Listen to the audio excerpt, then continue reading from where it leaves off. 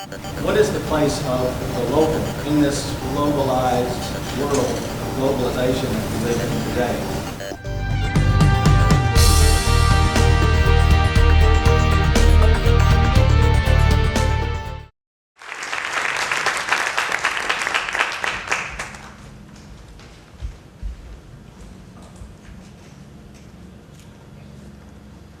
Generous slides. So, I am a fight director, which means that I am the guy that deals with any type of scene of action or violence in any given production or movie, okay? And the question that plagues me is how to effectively stage violence for a modern audience. And when I talk about a modern audience, I'm particularly talking about my generation. I'm talking about my media-saturated generation that no longer deals with interpersonal communication, let alone human touch on a day-to-day basis. My generation's concept of violence is so warped and informed by media images that their concept of the thing is vastly removed from the reality of it. So, in order to combat that, I feel like we need to develop a new definition of violence. I feel like we need to develop a working definition that kind of deals with this issue. I would argue that violence is nothing more than a degradation of our communication skills back to its most basic level, touch. At a point when we can no longer solve our differences through dialogue, I must resort to beating my idea into you with my fist, sword, or rock. Whatever you prefer. I feel like this definition solves a lot of issues, particularly dealing with my generation, because it taps into our genetic code. In a really compressed timeline of life and the development of communication, when life first started interacting with its environment, it began touching. We developed a nervous system so that we could understand what was going on outside of ourselves.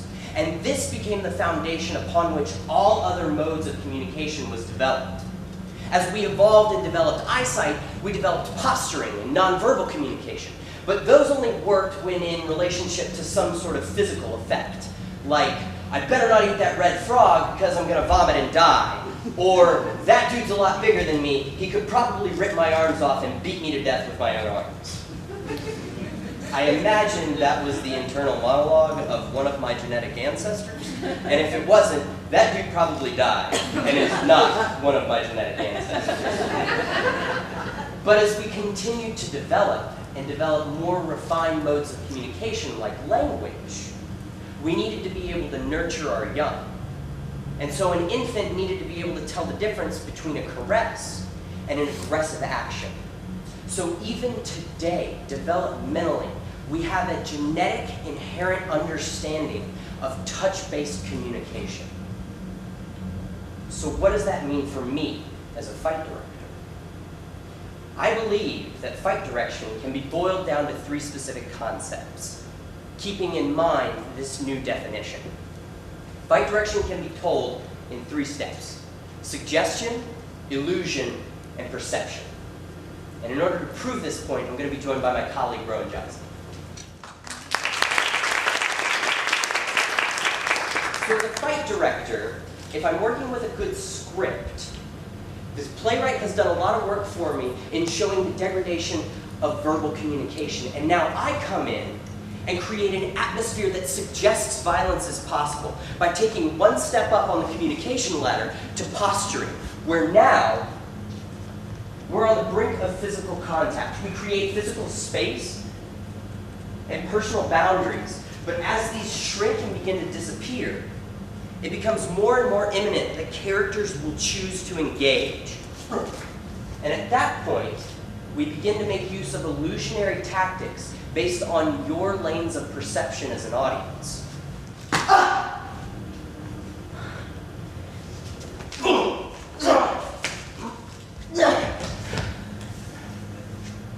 And your continued perception of these tactics completes the story of violence.